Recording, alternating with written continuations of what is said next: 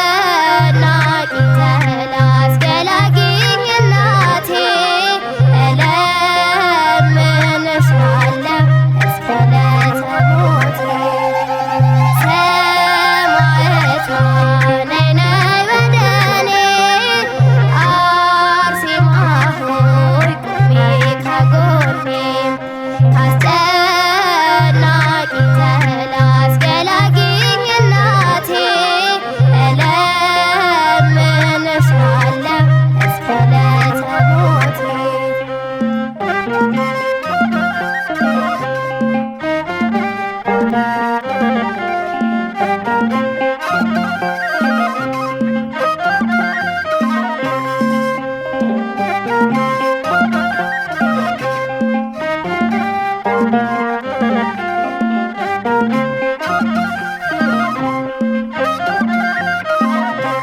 መድኃኒቴ ጽድቅህን አልብሰኝ ይቅር መራቆቴ ናና አማኑኤል ና መድኃኒቴ ጽድቅህን አልብሰኝ ይቅር መራቆቴ የምሕረት አባት አማኑኤል የቸርነት ጌታ አማኑኤል ፊት የተመላ አማኑኤል ሁሌ በይቅርታ አማኑኤል ካለው ፍቅር በላይ አባት ለአንድ ልጁ አማኑኤል አምላክ ይወደናል አማኑኤል አይጥለንም እጁ አማኑኤል ናና አማኑኤል ይባላል ይጨመጨባል።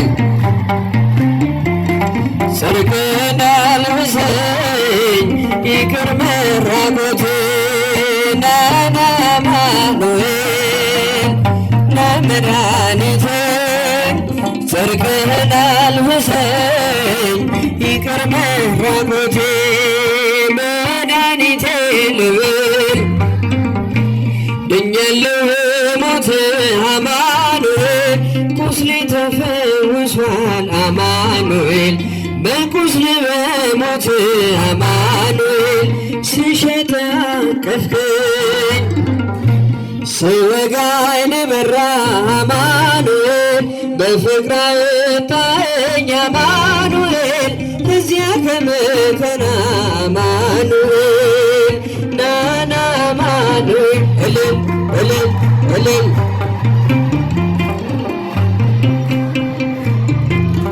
ይቅር መራቆቴ ናና አማኑኤል ና መድኃኒቴ ጽድቅህን አልብሰኝ ይቅር መራቆቴ አንተ ከኔ ጋር ነህ አዎ ከኔ ጋር አማኑኤል ድል አድርገህልኛል አማኑኤል የጭንቄን ተራራ አማኑኤል በጉባኤ መሃል አፌን አወጀ አማኑኤል በከበረ ደምህ አማኑኤል ነፍሴን ስለዋጀ አማኑኤል ናና አማኑኤል እልል እልል እልል እልል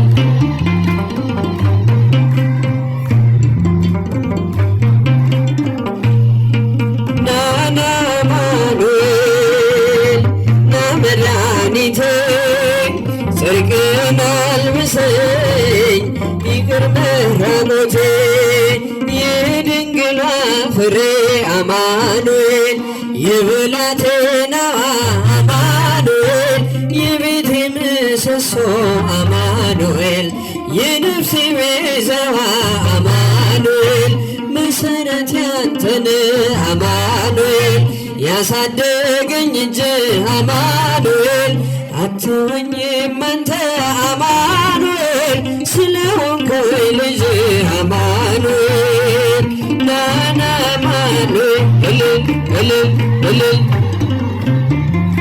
ጽድቅህን አልብሰኝ ይቅር መራቆቴ ናና አማኑኤል እስኪ ለአማኑኤል ተንሳል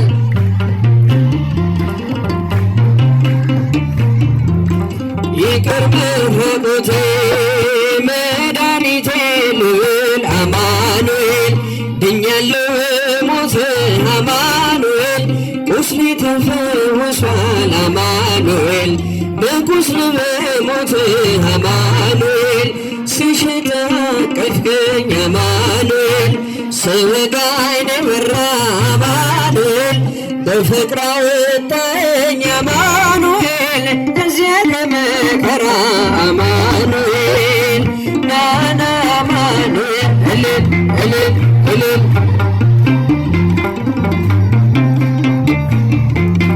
ይቅር መራቆቴ ናና አማኑኤል ይባላል ይጨበጨባል።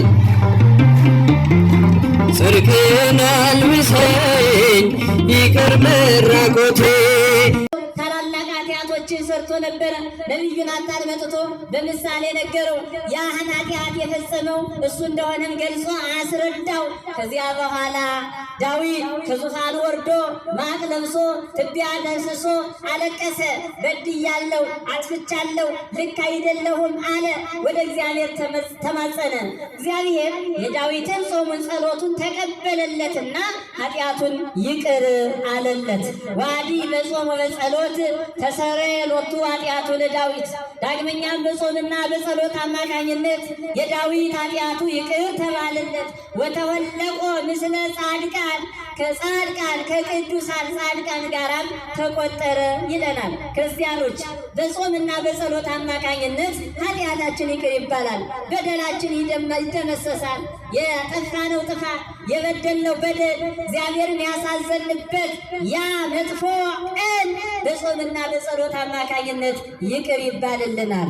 የምንጾም የምንጸልይ ሰዎች ኃጢአታችን ይቅር የሚባል ሲሆን የማይጾሙና የማይጸልዩ በጾምና በጸሎት ላይ የሚያፌዙ የሚያላግጡ ሰዎች በምን ይሆን ኃጢአታቸው ይቅር የሚባለው? ያለ ጾም ያለ ጸሎት በየትኛውም መንገድ ኃጢአታችን ይቅር ሊባል አይችልም። ስለዚህ አይጾምም አይጸለይም የሚሉ ሰዎች እንዳያስቷችሁ ተጠንቀቁ። ክርስቲያኖች ወደ መምህረ ንስሐችሁ ስትመጡ የሰራችሁትን ኃጢአት በደላችሁን ለመምህረ ንስሐችሁ ስትነግሩ መምህረ ንስሐችሁ የሚያዛችሁ ጾም ነው፣ የሚያዛችሁ ጸሎት ነው፣ የሚያዛችሁ ስግደት ነው። ምናልባት በሽታ ጸንቶባችሁ እድሜያችሁ ከፍ ብሎ መስገድ የማትችሉ በሽተኞቹ ናችሁ፣ መጾም የማትችሉ መጸለይ ማንበብ የማትችሉ ከሆነ እሱ ጾሙን እየጾመ እናንተ ገንዘብ ካላችሁ ምጽዋት እንድትመጸውቱ የምትችሉትን ነገር እንድታደርጉ መምህረ ንስሐችሁ ሊያግዛችሁና በሚፈለገው መንገድ ስርዓተ ቤተክርስቲያንን ጠብቆ ኃጢአታችሁ ይቅር እንዲባል ሊያደርግ ይችላል። ከዚያ ውጭ ግን መንቀሳቀስ የምትችሉ ጉልበት ያላችሁ መጾም፣ መጸለይ፣ መስገድ የምትችሉ ከሆነ ኃጢአታችሁን ስትናገሩ ጾም ነው የምትታዘዙት፣ ጸሎት ነው የምትታዘዙት፣ ስግደት ነው የምትታዘዙት። ገንዘብም ካላችሁ ምጽዋት ነው የምትታዘዙት። ለምን? ይህች ምጽዋት ኃጢአትን ስለምታጠፋ በመጽሐፈ ምሳሌ እንደተጻፈው የምትነድ እሳትን ውሃ ያጠፋታል፣ እንደዚሁ ሁሉ ኃጢአትን ምጽዋት ትደመስሳለች ተብሎ ተጽፏልና። ስለዚህ ጾም፣ ጸሎት፣ ስግደት ኃጢአትን የሚያስተሰርዩ ስለሆኑ እኛ ክርስቲያኖች ሁልጊዜ እንጾማለን። በታዘዘው ስርዓት በታዘዘው መሰረት ጸሎቱንም እንካፈላለን ማለት ነው። ምሳሌያችንም ዳዊት በጾሙና በጸሎቱ ኃጢአቱ ተሰርዮለታልና። ሌላኛው ጾምና ጸሎት ከታዘዘ መቅሰፍት ይሰውራል። ከሚመጣ መቅሰፍት እኛ ከማናውቀው እግዚአብሔር ከሚያውቀው በዙሪያችን ይመጣ ዘንድ ካለው ያጠፋን ዘንድ ከተቃጣው መቅሰፍት በጾምና በጸሎት መዳን እንችላለን። በዚህ ምሳሌ የነነዌ ሰዎች መመልከት እንችላለን። መጽሐፈ ዮናስን ትንቢተ ዮናስን አንቡት፣ ይናገራል። የነነዌ ሰዎች 3 ቀን ነበር የተሰጣቸው። እስከ 3 ቀን ድረስ ነነዌ ትጠፋለች፣ ትገለበጣለች ተባሉ። በዚህ ሰዓት እነሱ ኃጢአታቸውን አመኑ፣ በደላቸውን አስታወሱ። እውነት ነው በድለናል፣ አጥፍተናል ብለው ከንጉሱ እስከ ሕፃኑ ድረስ ከእህል ከውሃ ተከልክለው በጾምና በጸሎት 3ቷን ቀን አሳለፉ። ታዲያ እግዚአብሔር በመጾማቸው በመጸለያቸው አማካኝነት ያጠፋቸው ዘንድ የታዘዘውን መቅሰፍት መለሰላቸው። ምን ይላቸው ዘንድ የታዘዘውን ያጠፋቸው ዘንድ የታዘዘውን መቅሰፍት መለሰላቸው። ክርስቲያኖች እናስተውል። ነገ ምን እንደሚሆን አናቅም። አይደለም ነገ ዛሬ ምን እንደሚሆን አናቅም። ከዚህ ሲወጣ ምን እንደሚያጋጥመን አናቅም። ዛሬ ዘመናችን በፈተና የተሞላ ነው። መንገዶቻችን በአደጋ የተሞሉ ናቸው። የምንሰማው ወሬ የምናየው ነገር ሁሉ ደስ የማይል ነው። ስለዚህ ከዚህ ክፉ ዘመን ለማምለጥ ከዚህ ክፉ ዘመን ለመሸሸግ መጾም መጸለይ ያስፈልጋል። ዛሬ የምንጸልየው ጸሎት፣ ዛሬ የምንጾመው ጾም፣ ዛሬ በቅድስናው አደባባይ ተገኝተን የምንሰማው የእግዚአብሔር ቃል ነገ ከሚገጥመን ክፉ አደጋ ይጠብቀናል። ብዙዎቹ ተጎድተዋል፣ ብዙዎቹ አደጋ ውስጥ ወድቀዋል። እኛን እግዚአብሔር በቸርነቱ እስካሁን ጠብቆናል። ነገ እነዚህን ሰዎች ያገኘ አደጋ፣ ያገኘ መከራ፣ ያገኘ በሽታ እኛንም እንዳያገኘን ዛሬ መጾም መቻል አለብን። ዛሬ መጸለይ መቻል አለብን። ዛሬ እግዚአብሔርን ቃል መስማት መቻል አለብን። ዛሬ ዝማሬውን መዘመር መቻል አለብን። ይሄ የሚጠቅመን ለዛሬ ብቻ አይደለም፣ ለነገም ለመንገዳችን። ሕግህ ለእግሬ መብራት ለመንገዴም ብርሃን ነው ተብሎ ተጽፏል። በቤተ መቅደሱ ተገኝተን ሕጉን ስንሰማ መንገዱን ስንከተል መንገዳችን ሁሉ የተቃና በብርሃን የተሸፈነ በብርሃን ያበራ ይሆናል ክርስቲያኖች። ስለዚህ በጾምና በጸሎት ነገ ከሚመጣው ዛሬም ካለው ከተለያየ ዙሪያችን ካለው ፈተና መዳን እንችላለን። ሌላኛው በጾምና በጸሎት ከአራዊት አፍ መዳን ይቻላል። ዳንኤልን ማየት እንችላለን። ትንቢተ ዳንኤል ምዕራፍ 6 ቁጥር 16 ላይ እንደምታውቁት እግዚአብሔርን አልክድም ለጣዖት አልሰግድም በማለቱ ምክንያት ወደ አንበሳ ጉድጓድ ዳንኤል ተጥሎ ነበረ።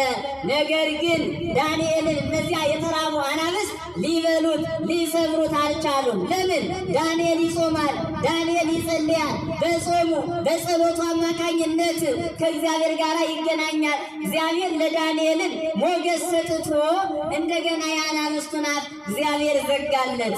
እግዚአብሔር ከዳንኤል ጋር ስለነበረ ሰዎች ዳንኤልን ለተራበ አንበሳ አሳልፈው ቢሰጡትም እግዚአብሔር ግን አልተለየውምና ለዳንኤል አንበሳውን አሰገደለት። እንዲያውም ከእግሩ በታች እግሩን እየላሱ ይሰግዱለት ነበረ። ዳንኤል ጸዋሚ ስለነበር፣ ዳንኤል ጸሎተኛ ስለነበረ፣ ዳንኤል የእግዚአብሔርን ሕግ የሚቀበል የሚያከብር ስለነበረ። ይሄማ ባይሆን ልብ በሉ፣ ዳንኤል ከወጣ በኋላ ምግባቸውን ሁሉ አስቀርተው ዳንኤልን አልበላው ሲሉት ዳንኤል ከወጣ በኋላ ሌሎችን ሰዎች ወደ አናብስት ጉድጓድ እስኪ እንሞክር ብለው ሲጥሏቸው እነዚህ አናብስት ሰዎቹ ገና መሬት ላይ ሳይወርዱ ዝል እያሉ እየተቀበሉ ነበር ሰባብረው የበሏቸው። የማይጾሙት የማይጸልዩት ለእግዚአብሔር ሕግና ትእዛዝ የማይገዙት ወደ አንበሳ ጉድጓድ ሲጣሉ አናብስቱ መሬት ላይ አላሳረፏቸውም። ዝል እያሉ እየተቀበሉ ሰባብረው በሏቸው። ታዲያ ዳንኤልን ለምን አልበሉትም? ዳንኤል ጸዋሚ ነዋ። ዳንኤል ጸሎተኛ ነዋ። ከዳንኤል ጋር እግዚአብሔር አለ። ዳንኤል የሚነጋገረው ከእግዚአብሔር ጋር ነው በጸሎቱ። ክርስቲያኖች ከእግዚአብሔር ጋር ከሆንን ከእግዚአብሔር ጋር ከተነጋገርን በጾማችን በጸሎታችን አማካኝነት ሰዎች ለተራበ አንበሳ እንደ አንበሳ ለተራበ ጠላት አሳልፈው ቢሰጡን እንኳ ጠላታችን ሊጎዳን ሊሰብረን አይችልም። እግዚአብሔር ከኛ ጋር ከሆነ ማን ይችለናል ብሎ ነቢዩ እንደተናገረው እግዚአብሔር ከኛ ጋር ከሆነ፣ እግዚአብሔር ከኛ ካራቀ፣ እግዚአብሔር ከኛ ጋር ካለ ከጠላት በር ሂደን ብንገባ እንኳ ጠላቶቻችን ሊነኩን አይችሉም። እግዚአብሔር ለእኛ ሞገስን ሰጥቶ ጠላቶቻችን እንድናስፈራ ያደርጋልና ዳንኤል የሆነው ይሄ ነበረ። ታዲያ ክርስቲያኖች ይሄ ብቻ አይደለም። ለምሳሌ በሌላ መልኩ ጸሎት እድሜንም ይጨምራል፣ እድሜንም ያስጨምራል። በጸሎት እድሜ ይገዛል። በጸሎት እድሜ ምን ይላል? እድሜ ምን ይላል? እድሜ በእውቀት ይገኛል እንዴ? በስልጣን በሀብት እድሜ አይገኝም። ክርስቲያኖች በምንም መልኩ እድሜን ልታገኙ አትችሉም። እድሜን የሚሰጥ እድሜን የሚነሳ እግዚአብሔር ነው። ረጅም እድሜም ሰጠህ፣ አጭር እድሜ እሱ የሰጠህን ጊዜ ነው የምትኖራት። ከዚያ ውጭ ሀብት ቢኖር በሀብት መግዛት አይቻልም።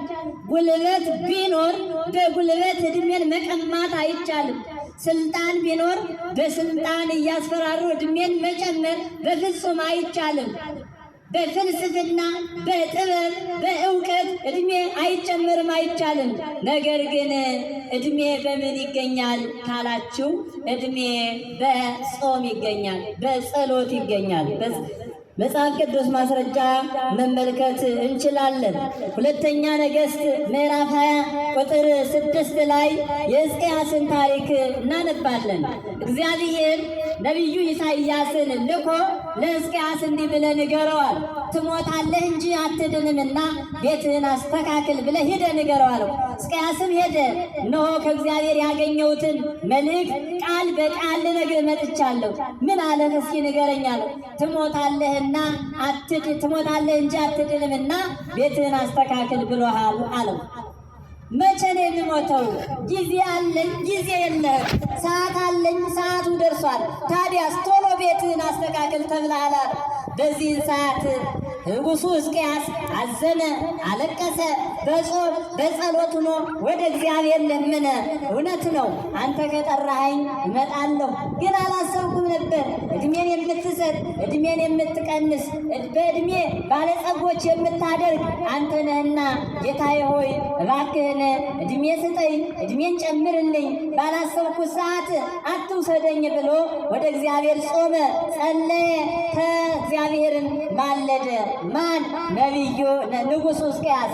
በዚህን ጊዜ ታዲያ አምላካችን እግዚአብሔር ተገለጠና እንዲህ አለው፣ ጸሎትን ሰምቻለሁ፣ እንባህንም አይቻለሁ፣ አብሼልሃለሁ፣ በዕድሜህም ላይ 15 ዓመት ጨምሬልሃለሁ አለው።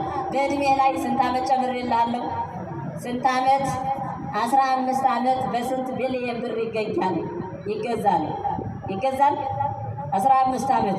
እንኳን 15 ዓመት 15 ደቂቃ መግዛት አይቻልም። ክርስቲያኖች በምንም አይገኝም፣ ግን በጾምና በጸሎት ይገኛል። አያችሁ ክርስቲያኖች፣ ስለካ ሰዎች አትጾሙ፣ አትጸልዩ፣ ጌታ ጾሞልሃል፣ ጌታ ጸሎት አድርጎልሃል። ጌታ እኮ ለአንተ ሲል በዚህ ምድር 33 ዓመት ከ3 ወር ኑሮ ሁሉን ነገር አስተካክሎልን ሄደ።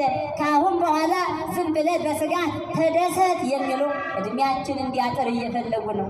እድሜያችን እንዲያጠር ሊያደርጉን ነው። ከእግዚአብሔር ጋር እንዳናገኝ ጠላት ድል እንዲነሳ ሊያደርጉን ነው። ክርስቲያኖች ጾም ጥቅም ይሄ ብቻ አይደለም። ከዚህም በላይ አባቶቻችን የጾምን ጥቅም ጽፈውታል። ነገር ግን ስለ ጾም ስነግራችሁ ጾሙ 2 አይነት ጾም ነው። ስንት አይነት ጾም አልኳችሁ? ስንት አይነት ጾም? 2 አይነት ጾም አለ። 2 አይነት። አንዱ ወደ ገነት የሚያስገባ ነው፣ አንዱ ወደ ሲኦል የሚያወርድ ነው። 2 አይነት ጾም ነው። አንዱ ወደ ገነት የሚያስገባ፣ ሌላኛው ደግሞ ወደ የት የሚያወርድ አልኳችሁ? ወደ ሲኦል የሚያወርድ። ወደ ገነት የሚያስገባው ሕጉን ትእዛዙን ጠብቀን የምንጾመው ጾም ነው። ልክ እንደነ ኤልያስ እንደጾሙት፣ እንደነ ሙሴ፣ እንደነ ዳንኤል፣ እንደነ ዳዊት እንደጾሙት በቤተ ክርስቲያናችን ስርዓት በተሰራልን መሰረት በዛ የምንጾመው ጾም ወደ ገነት የሚያስገባው ነው። ሌላኛው ጾም ግን ወደ ሲኦል ያወርዳል የተባለው ለምሳሌ በግብረ ሐዋርያት ላይ የተጻፈ ነገር አለ። በግብረ ሐዋርያት ላይ ቅዱስ ጳውሎስን ለመግደል 40 ሰዎች እንዲህ ብለው መክረው ነበረ። ጳውሎስን ካልገደልነው እህል ውሃ አንቀምስ ብለው ተማምለው ነበር። ጳውሎስን ምን ለማለት? ለመግደል። እነሱ ምን እያሉ ነው? እየጾሙ ነው። ጾምን እያወጁ ነው። ጳውሎስን ካልገደልነው እህል ውሃ ባፋችን አይገባም ብለው። እንዲህ አይነት ጾም አይፈለግም። በመጽሐፈ ነገሥት የተጻፈ አለ። ናቡቴን ለማስገደል ንግሥቲቱ ኤልዛቤል እንዲህ ብላ አዛ ነበረ። በናቡቴ ላይ የሐሰት ምስክር አስነስታችሁ ናቡቴን ወደ እስር ቤት አግዙት፣ ባጋዝ ብቻ አይደለም ግደሉት። ይሄ ሳይደረግ ግን እንዳትቀምሱ እህል ውሃ እንዳትቀምሱ ብላ ጾም አውጃ ነበር። ስለዚህ ክርስቲያኖች እኛ እየጾምን እየጸለይን እገሌን እንዲህ አድርገው፣ እገሌን እንዲህ በለው፣ እንዲህ ድፋው፣ እንዲህ ውሰደው የምንል ከሆነ ያ ጾም የሚፈለግ አይደለም። ያ ጾም ጠቃሚ ጾም አይደለም። ቤተ ክርስቲያን መጥተን ቅዱስ ሚካኤል ሆይ፣ ድንግል ማርያም ሆይ ይሄውን እየጾምኩ ነው፣ እየጸለይኩ ነው፣ እስከ 9 ሰዓት እስከ 11 ሰዓት እጾማለሁ፣ ሌሊት መጥቻ አስቀድሳለሁ፣ ማህሌቱ ማድራለሁ፣ ኪዳኑን ቅዳሴውን እከታተላለሁ፣ ወንጌሉን እማራለሁ፣ ዝማሬውን እዘምራለሁ፣ በሰባቱ ጊዜያት ጸሎት አደርሳለሁ። ነገር ግን እንዲህ አይነት ጎረቤት አለና እሱን ድፋልኝ፣ እሱን ድፊልኝ፣ እሱን አስወግጅልኝ ብለን በጾማችንና በጸሎታችን መካከል እንዲህ አይነት ሀሳብ ብናቀር ያ ጾማችን ድካም ነው የሚሆነው። ያ ጸሎታችን ከንቱ ነው የሚሆነው። አያችሁ፣ መጾም ያለብን ፍቅርን ለብሰን ነው። እንዲያውም ምን ተብሎ ተጽፏል በቅዱስ ማቴዎስ ወንጌል ስለ አንቀጸ ጾም አምላካችን እግዚአብሔር በማቴዎስ ወንጌል ምዕራፍ 6 ቁጥር 16 ላይ ሲናገር በምትጾሙበት ሰዓት እንደ ግብዞች አትሁኑ። ግብዞች የሚጾሙት ሰው እንዲያውቅላቸው ጻሚ ናቸው፣ ትዕረምተኞች ናቸው፣ ጸሎተኞች ናቸው እንዲላቸው ነው። እናንተ በምትጾሙበት ሰዓት እንዲህ አትሆኑ። ታዲያ እንዴት ሆነን እንጾም ካላችሁኝ፣ ወአንትሙ እሰሶ በትጸውሙ ቅብዑ ርእሰክሙ፣ እናንተስ በምትጾሙበት ሰዓት ራሳችሁን ተቀቡ አለ። አሁን በዐቢይ ጾም ቅቤ ተቀብታችሁ ጾሙ ማለቱ አይደለም፣ ትርጓሜ ያስፈልገዋል። ትርጓሜው ምንድን ነው? ቅብ የተባለ ፍቅረ ደቂቀ ባለመህያው የሰውን ልጅ አስተካክሎ መውደድ ነው። ፍቅርን ይዛችሁ ጾሙ፣ ቂም በቀልን አስወግዳችሁ ጾሙ፣ ሰላማዊ ሆናችሁ ጾሙ ሲለን ነው።